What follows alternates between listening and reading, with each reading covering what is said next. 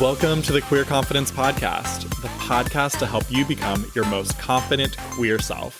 I'm your host, he, she, they, Coach Alex Ray, and I haven't always been this confident. In fact, I used to be super insecure.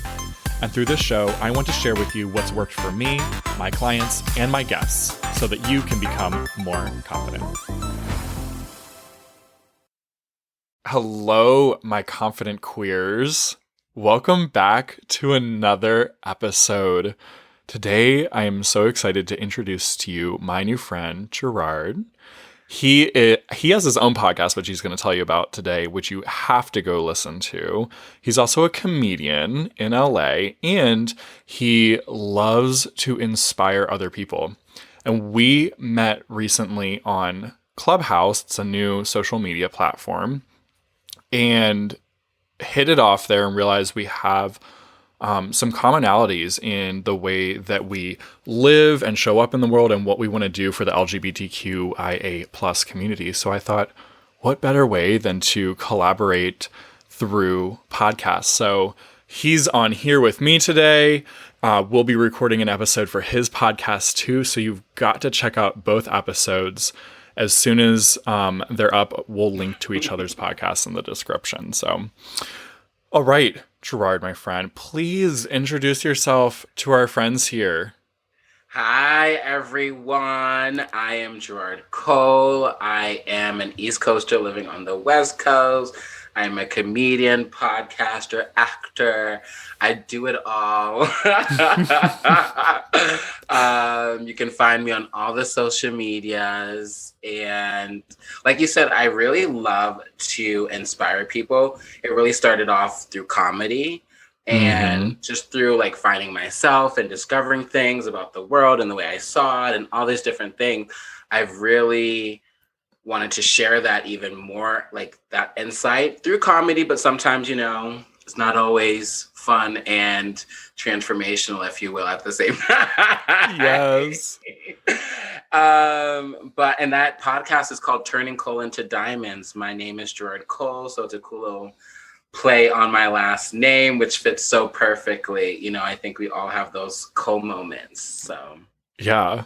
Okay, so for our listeners who haven't really heard the Coal to Diamonds illustration, give them that because it's one of my favorites. And when you said it on Clubhouse, what was that, like almost 2 weeks ago now? I immediately was like, oh, we are on the same wavelength and we have to talk. Yeah.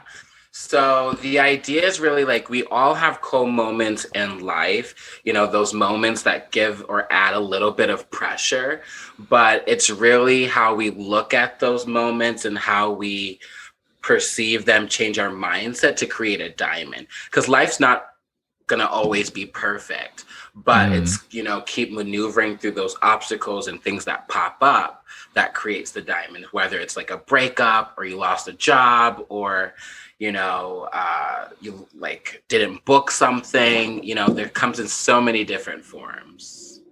I love it. Just because coal is, it's this like, well, I don't know if it's worth much now, but like it has been like this basically worthless substance. And then how the illustration of how coal under pressure turns into diamonds, the currently most valued gem on our planet. Yeah, next to Bitcoin. Exactly. Bitcoins and diamonds. Bits into you could be bits into Bitcoin could be something. I love one day's it. gonna be diamonds into Bitcoins. Coal to diamonds to Bitcoins. Love it. So it's just fabulous. And tell us a little bit about your show. So I started it during quarantine, and so it's changed its atmosphere, if you will, but it's always had the same core. And I say that because we started it like a month or two before George Floyd happened.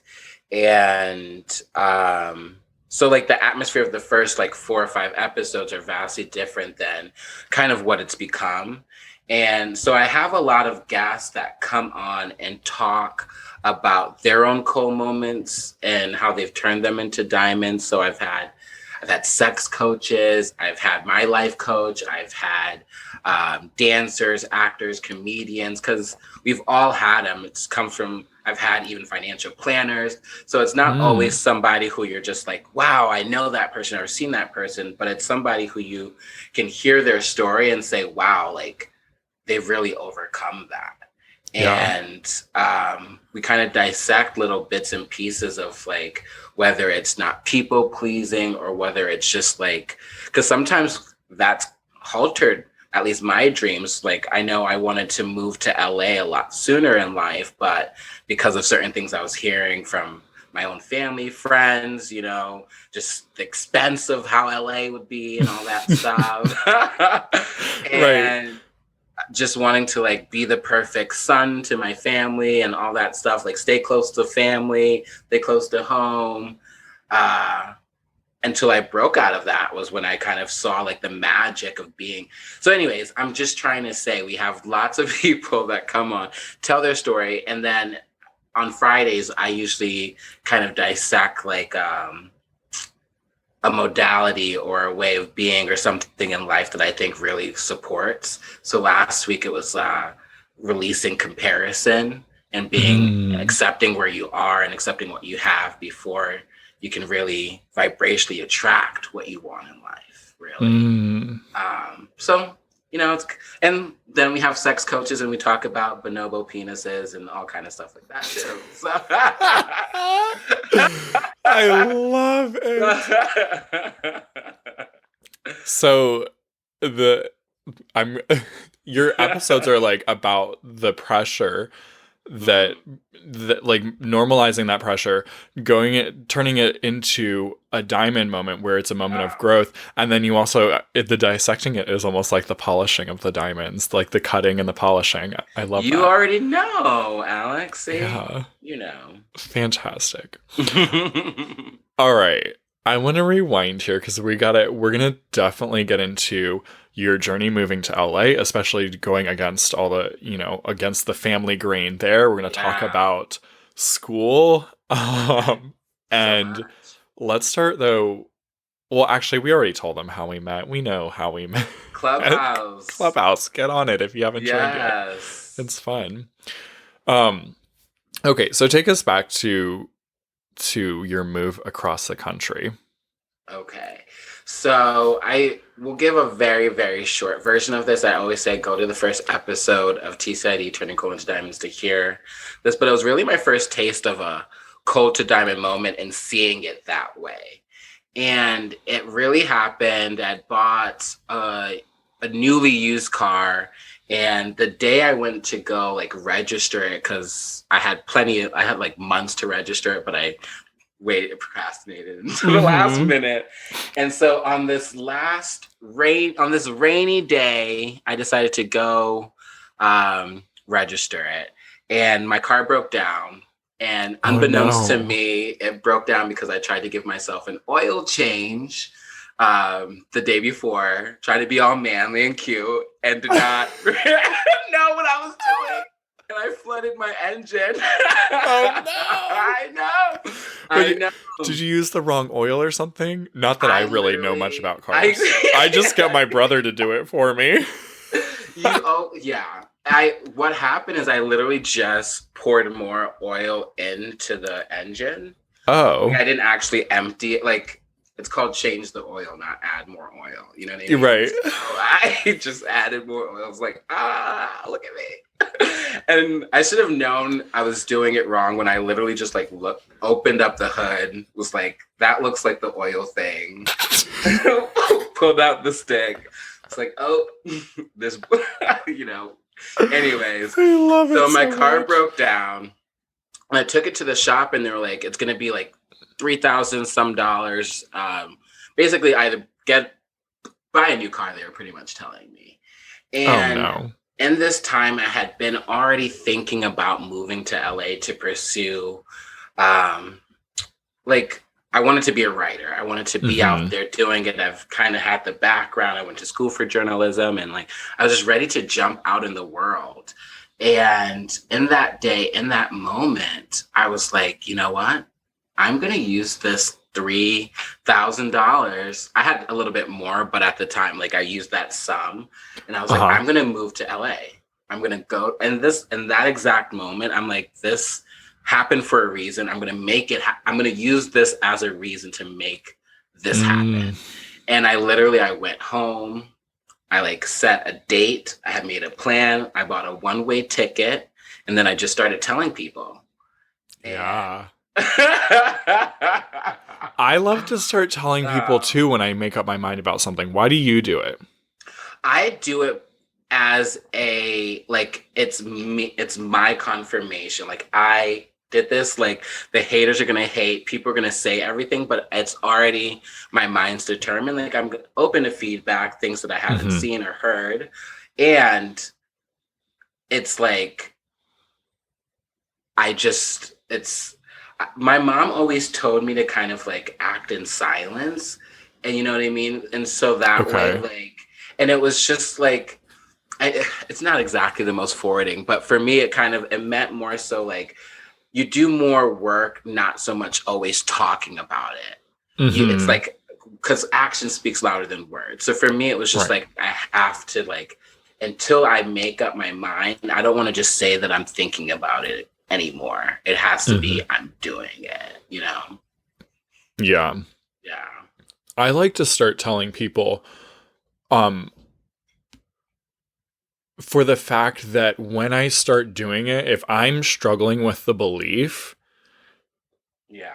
I know that if I keep out loud saying it over and over again, I'm going to get on board with it. And Yeah. I almost think of it like, well, I'm setting everyone else's expectations. Like they're already on board now.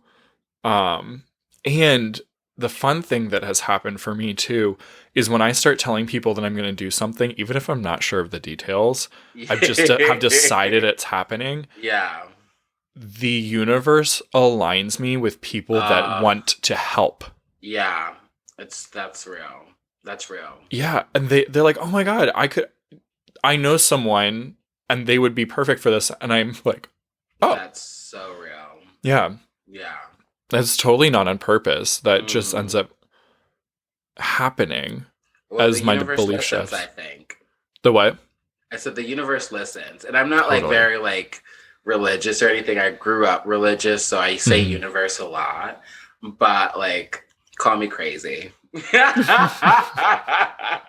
I like just being a bit woo woo and Yeah, spiritual, no, it and works. yeah, I Keeps me totally cute. believe in the spiritual realm, and the connectiveness that we have on another plane, that it's totally non-physical. And I do think that Hmm. the whole universe does conspire with us to get us what we want, but in perfect timing. That right there. That. Yeah. That. I have a affirmation playlist that I do, and in one of them, it says the universe is always conspiring for me.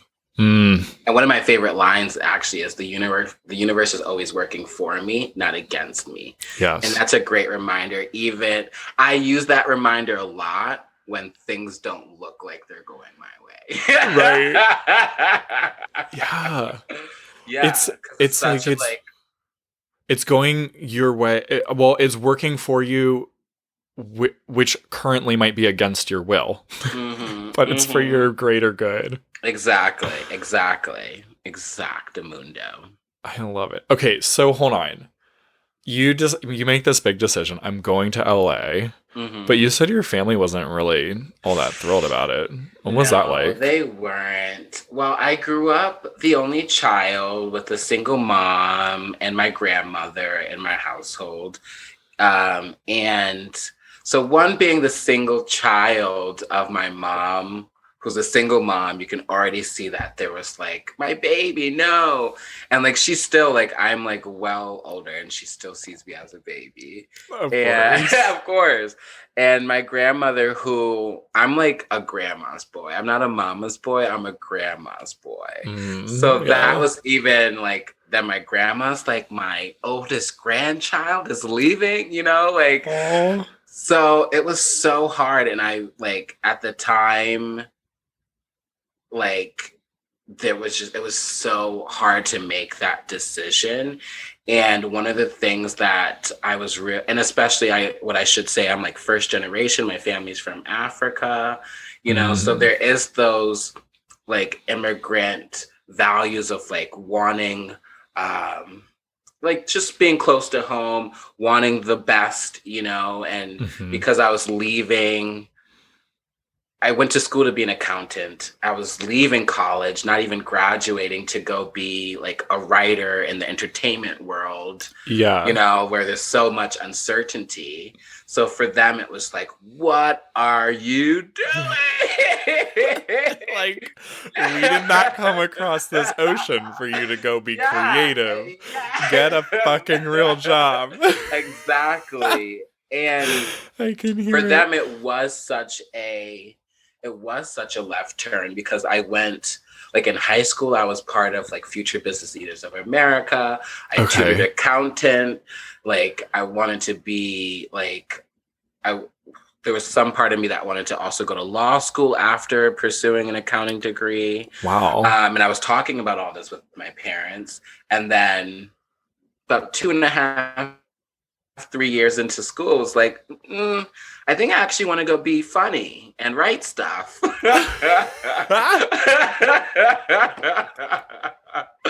Oh so my god. there, it was just really hard to also be like, I know what I'm doing, because I Mm. wasn't actually sure I knew what I was doing. But what I did know for a fact was that this felt the most right out of anything that I'd ever chosen. Yeah. And that's what I was deciding to listen to. And I knew, because I'm a grandma's boy, because my mom loves me, that everything, like, not because if they could get over me being gay and all the stuff that goes on in my life, like I can move across the country. Yes. And there was some hiccups along the way, of course, and all of that, but I knew that it was the right thing to do. I love that. And it sounds like what really was different for you was you listened to that inner guidance. Mm-hmm. So for our listeners that are having trouble doing that, they might kind of feel called to, like you, to switch industries or something. What advice would you have for them? Wow.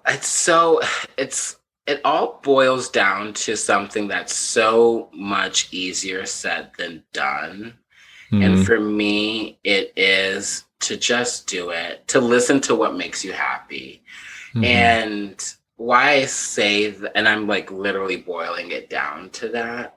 And it's because we see, especially in our queer community, we see so much of like wanting to do the right thing to like please other people. I'm bringing it up again because maybe unconsciously I listened to the podcast, but like to people please.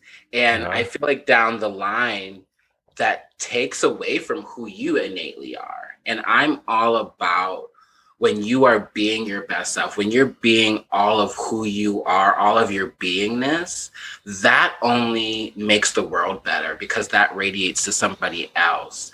And to stifle that, to stifle your magic, I say, just takes away from the magic of the world.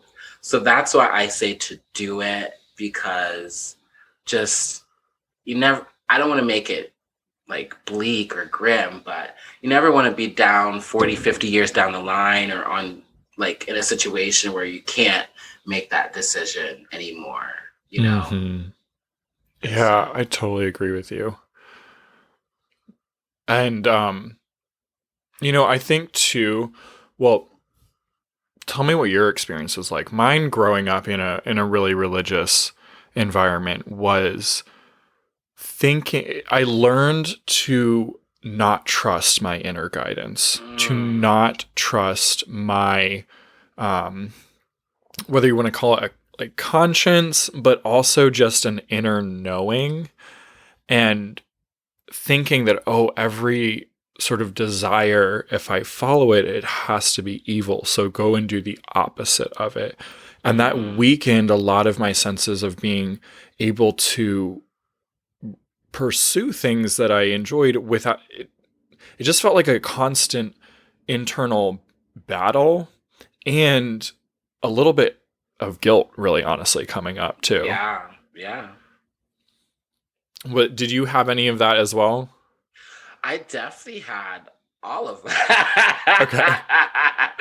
All of that. And I think one of the things that worked for me is I used my queerness as like a superpower. Mhm. And for me, and I mean that by, I was already so different, I was already so unique, especially like I grew up half in Boston, half in Maryland, where we connected and talked about. Mhm. And Harford County, it's not like small, but it's small. It's like farmy, but like there's not like 3 miles in between each home, but it's definitely like you go to there's only 2 Walmarts and a couple grocery stores and one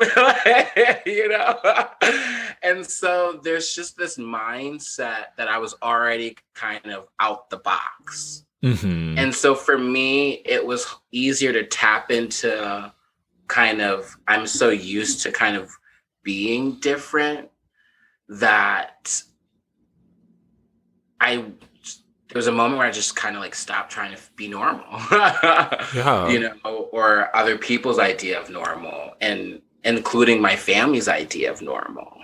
Mm. Oh my God, that's so Yeah. good. So good. How do you think that affected your confidence? Who, well,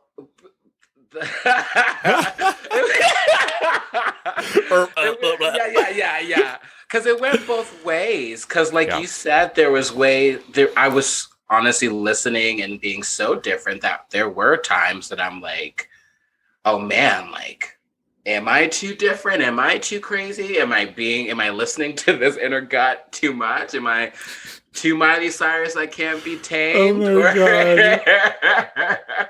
Or just the right amount? And I found out through like, there's always the right amount. That's the thing. We're always learning. And that's what I'm seeing now more as an adult than I was then. And I think it did boost my confidence because it was so like, I'm going to listen to me. I'm going to listen to this inner tuition. I'm going to be like just so uniquely myself that like I can't apologize. And sometimes I had to apologize. Right. Sometimes we do. Gotta eat a little humble pie sometimes. But yeah, it definitely boosted my and I think that's what propelled me, because when I started, it was more so I wanted to be on the back end writing and things, and I launched into wanting to be on stage as a comedian because I was so like, I want to share my thoughts, I want to share my opinions, I want to share me. I love that, because I think a lot of people believe that confidence is this thing that you're born with, right? Maybe, but I don't know. Not us, apparently. Not us. And then if they do get on board with the idea that confidence is something that we create, then I think a lot of people think, oh, give me the confidence first, and then I'll go start acting in line with it. And what's coming through so true in your story is that you were very uncertain, and confidence really is the ability to feel uncomfortable and create your own calm within it. You felt uncertain. You didn't know what was next, and you were like, "Yeah, but I'm going to do it." And then better feelings started building, but not at first. Confidence doesn't feel fantastic to No, build from no. zero. I think one of the things I'll add to that is it's like a muscle. Like you Hmm. go to the gym or you work out muscles. Totally. You want to look at that because it's something that's always, if you put in your work, it's strong. If you don't put in your work, not as strong. You know what I mean? Hmm. And I think that's something that I've really looked at. And for me, putting in the work is self love, like doing, reading, listening to podcasts, surrounding myself with people that are uplifting. And, that doesn't always mean things are going to be perfect, but like, at the same time, it supports that muscle. Yeah. And like confidence and bravery, I think, have kind of a little correlation. Like bravery is not necessarily not being scared, but still fighting through the fear and like triumphing, Yes. Oh moving my through God. Did it. you listen to my podcast before it came? I did listen to an episode yesterday and I one love earlier this morning.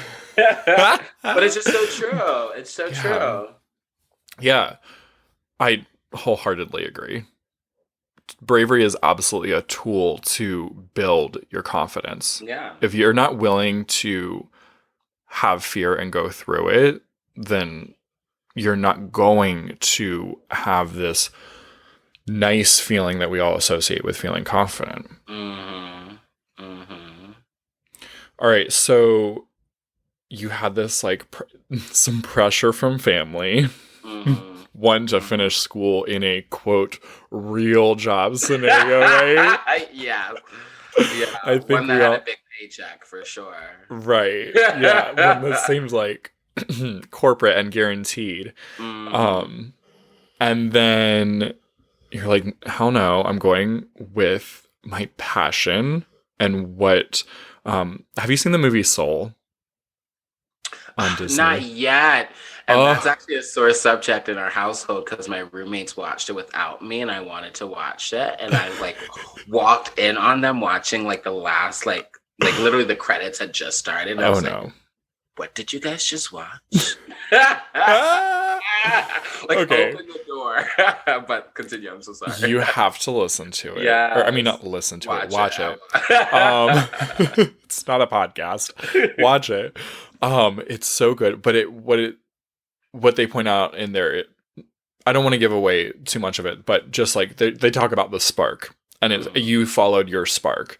Mhm. And you went to LA and everything was just so easy for you and it was so perfect and there were no problems, right? Wow, you definitely did not read the book. Right.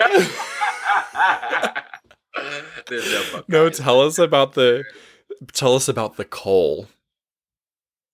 The quote is they were right about LA. That money he saved up did not even last till that did yeah. Well, he thought he was real cute in LA too. Let me say that. But no, it was I mean, you what they say is you really do have to work for it, like Mm. you think you're just going to come to the big city and get the big job or the dream job, and that's not so much the case. I've gone from like sharing a room to like not being able to pay said shared room rent to like Mm. just there's been many incidents in between not being able to book a show, booking a show, bombing a show. Like, there's just so many things. Even here today, I can have, getting close to booking that national commercial and then not booking the national commercial. There's Ugh. always something. Yes. And I think if you do want a cool moment, let me think of like one in person. Okay, this is a great cool moment. I got my first writing job um, after I think like a year and a half, which was really cool. And it was like really Hold on. nothing We have to crazy. pause for a moment because I am sure you did not think it would take you a year and a half to get this job, did you? No, it didn't. No, I did not. Right. You were like, it's going to be so easy. Yeah, no. Yeah. Year and a half later. But you kept persevering. Okay, so year and a half. And that was one of those things, like you said, you have to kind of, I'll get to it, but like you have to say what you want and talk about it and put it out there. But I got this writing job and I was working at a cafe at the time, and part-time. And the way I even got this writing job is one of our customers came in. He'd come in many times, and just one time I decided, oh, like, hey, I see you always get the same sandwich, and that led to a conversation.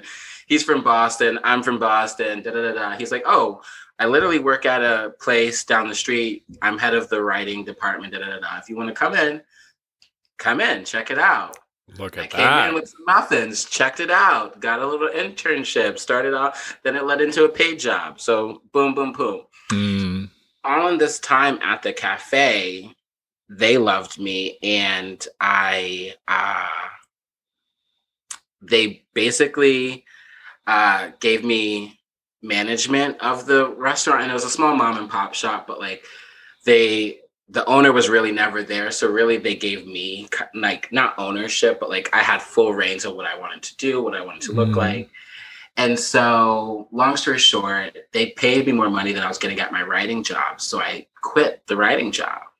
Really? I did.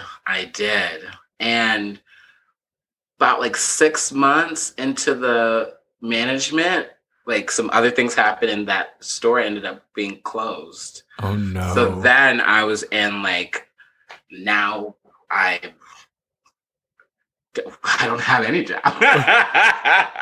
Really. Yeah. Yeah. And that led into comedy and led into like really sparking a new interest of not just writing, but performing. But that was a huge cool moment because it felt like, oh man, I've made it. And like making money too now. Cause like I left, and something to kind of circle back to that, like people pleasing and making people happy.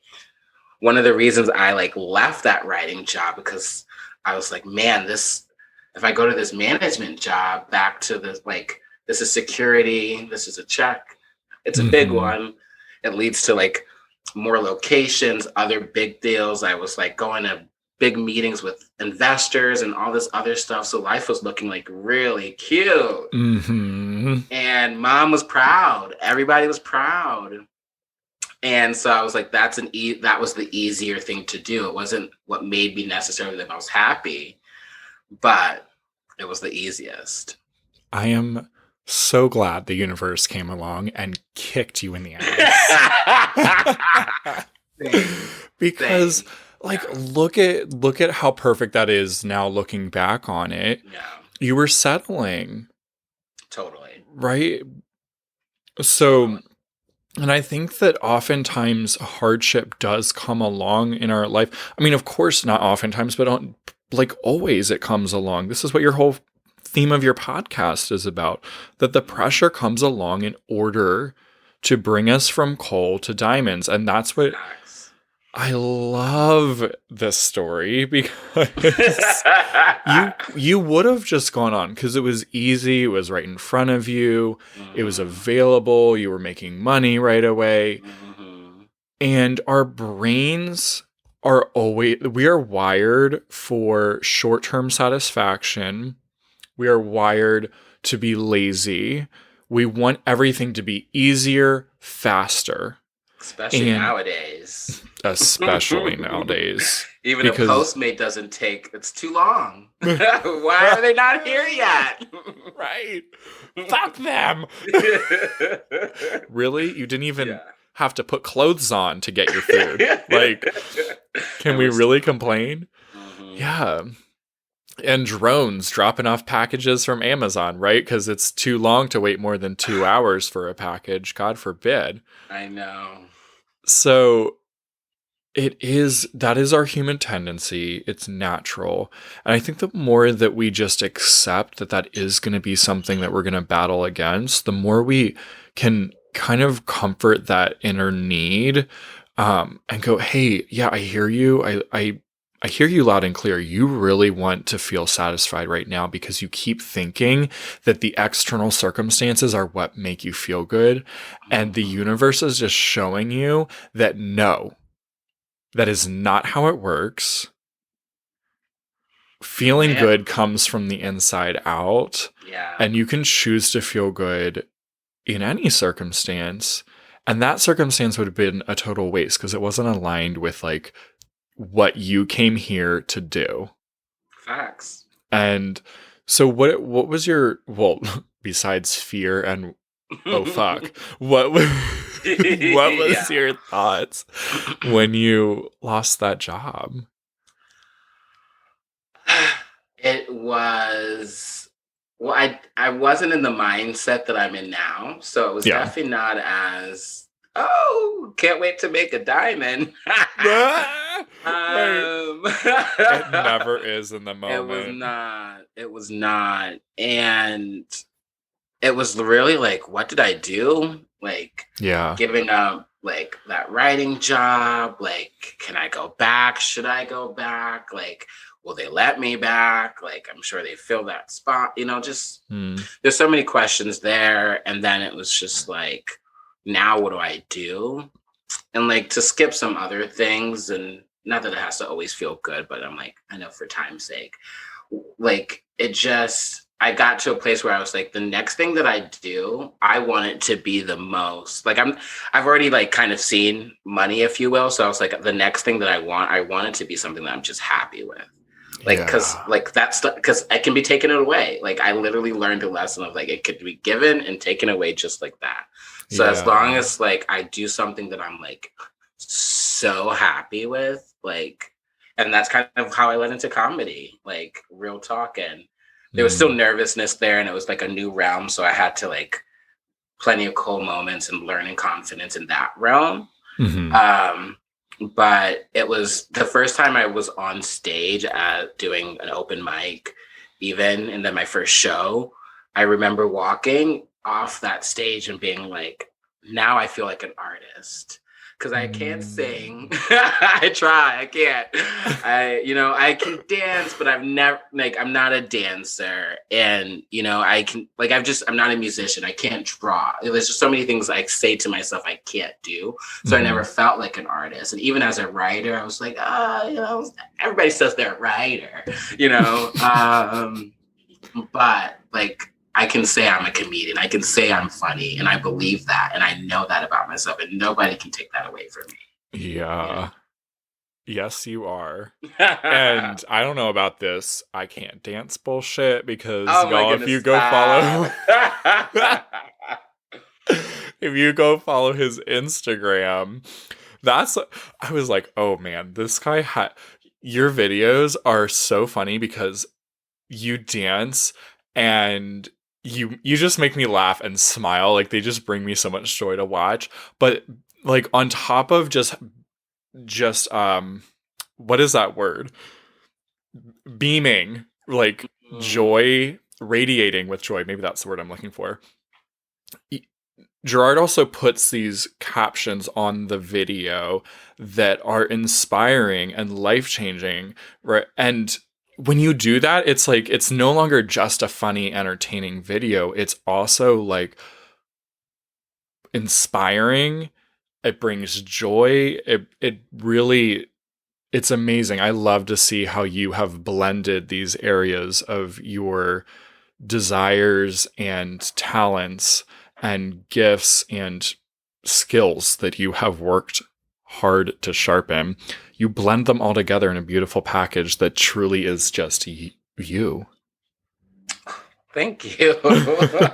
Thank you. Excuse me. Thank you. And I just want to say, like, it's even a big deal for me to say thank you, because accepting that much love and all that stuff sometimes is a lot, but thank you. You're welcome. To anybody listening, I will say what supported me in that is widening my vision of I can have it all. I don't have to Mhm. choose. I don't have to choose whether I'm just funny, whether I'm just inspirational, whether I just dance or make goofy videos or post for likes and follows or whatever. Like I can literally be all of myself, have Mhm. everything I want. Like I used to choose like this or that, like black or white, like just be athletic or not be athletic, be Mhm. working out or not work out, like all of these things, or be inspirational or just be like a hooligan out in the streets. Whatever, and really finding out that I can have it all. So hopefully I can Mm. share that with somebody else. It's like you can have everything you want. You don't have to choose. I love that. I literally was just going to ask you what, and you perfectly answered the question before I asked. I love it. Is there anything else that you would share with somebody right now that's really struggling? They have a vision of what they want to do. They look at you, they look at me, they look at others that are Mm. living out their passion, and they're still feeling very insecure, and they haven't started yet. What would you tell them? Oh my goodness, this is perfect. I would say get a coach. I love it. What an Really. ad. I And didn't not tell him to say that. even no, he didn't. And what's really true, and I'm saying get a coach, and what I even really mean by that is get people around you that gonna support you, give you feedback, and not feedback to Mhm. tear you down, but feedback to help grow you. And sometimes feedback isn't always cute, Right. and but it's sometimes very not sometimes it is necessary. We all Mhm. have blind spots, and I think I've had people coach me with writing. I've had people coach me with comedy. I've had a life coach. I've had a personal trainer. Like we have coaches in life. We have people out there that are there to use their own guidance to support us. And so Mm. find whoever those people are for you and use them. I've Totally. not gotten here by myself. Mhm. That I haven't gotten here by myself is something that rings so true for me as well. Um, like I find it so interesting when I see people with their bios on Instagram and stuff, self-made millionaire. And Yeah. every time I read that, I think, I don't know if they mean it this way or not, but it sounds like they got there totally on their own in a vacuum. Yeah. And maybe they did. I don't know. But my experience and every experience of anyone I've ever talked to is really that is not the way the world works. And I think No. it's a toxic idea that we have that, again, I'm not trying to bash these people because I don't know what their intent is behind it, Of but course not. there's no such thing No. as a self-made millionaire. No. There's no such thing as like an overnight success. Collaboration and being vulnerable, opening ourselves up to receive help and to work with the other humans, that is what catapults us in our life, in our careers, in all areas. And it's when we close off that we block ourselves because we aren't accepting what other people Yeah. might want to do to help us.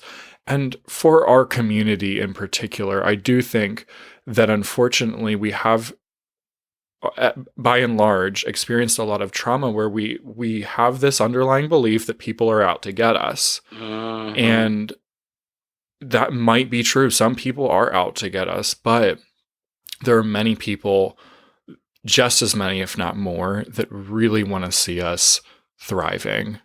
Yeah. And that's a lesson I've had to learn for sure. Hmm. Yeah. Yeah. For sure. I think one of the best ways to like look at something like that even is like because we all have those beliefs and they're set, this, like they're set there because at one point they were there to protect us. They're Yes. set like, so there is a protection there, there is a safety there. And is it going to forward you or limit you into what you want now? Is it still needed for that protection? Can you chip out of the way a little bit or whatever? But I mean, that would be another 2 hours. But totally, I hear you. And it's like especially in our community, that's so very true. And I think that's why reaching out for help, talking to people, letting it out, all of that is so useful in getting to the best you can be, Totally. I love it. Oh my gosh. All right. Is there anything else that you wanted to share today that I haven't asked you about? No, make sure that you guys definitely follow and subscribe to the podcast, yours and mine, to keep track on when we'll air our episodes. I think that would be so fun. A little podcast crossover. That'd be so cute. I can't wait. Yeah, so I can't wait. I will put the links to your Instagram and your podcast. Are there any other sites that I should link up in the show notes? I'm literally on everything. Only there we fans, go. Just for fans. The links will be there. No, but just really the general social medias, TikTok, Instagram, YouTube. Love it. So we'll put that in the show notes for everyone, so you all can just click, because I know it's so much easier. When I listen, I'm like scrambling for a piece of paper while driving, and we don't want you to get in a car accident. No, so just none of that, guys. pull over, be safe, and click the link. There we go. Gerard, it was such a joy having you today. Thank you so much. I love this. You're amazing. I'm so amazing. Grateful for a Clubhouse, because this is one of those things where social media really brings people together, doesn't it? It totally does. It can be used to divide or to unite, and it's how we decide to use it. Yeah. Totes my goats. I love it. All right, y'all. Don't forget, check out the episode again. That'll be in the show notes for my guest appearance on Cole into Diamonds. Turning Cole into Diamonds. Turning Cole. Okay. Turning Cole into Diamonds. Girl. It's okay. I apologize. You know what's funny though is even in my own podcast, sometimes I'll say not that. You'll say we'll use it. Just Cole into now I'm used to it, but the first few times I've messed up, or I usually at the end will say, make sure you keep turning Cole into diamonds, and that gets effed up several times sometimes. So I love it. Thank God for editing. Thank goodness. Yeah. All right. Have a fantastic week, everyone. I'll see you again on the next episode. Bye, guys. If you enjoyed this episode, don't keep it to yourself. Share it with a friend so they too can become more confident. You can also help more people find the show by leaving a 5-star review wherever you listen. And if you want to become a more confident queer with support from yours truly, head to coachalexray.com or use the link down in the show notes. I'm looking forward to working with you.